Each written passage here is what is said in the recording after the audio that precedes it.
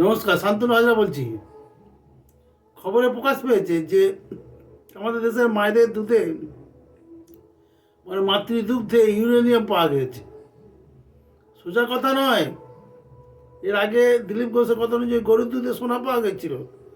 এখন মায়েদের দুধে মানুষের মাতৃদুগ্ধ যেটা সেটাতে ইউরেনিয়াম পাওয়া গেছে। ভারত অ্যাটম বোমের দেশ, ভারত পরমাণু শক্তিধর দেশ। এই পরমাণুর আসল জ্বালানি হচ্ছে গিয়ে ইউরেনিয়াম।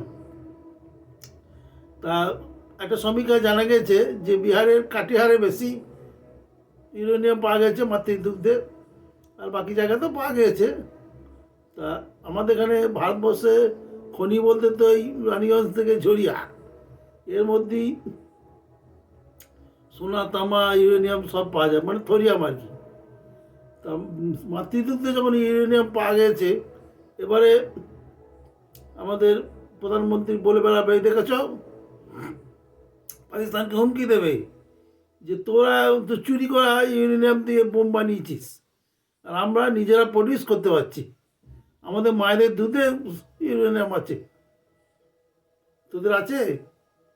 তোদের তো সব চোর তৈরি হয়। তোরা কী দুধ খাস দেখ, তোদের দুধে কী পাওয়া যায় সেটা রিসার্চ করে দেখ।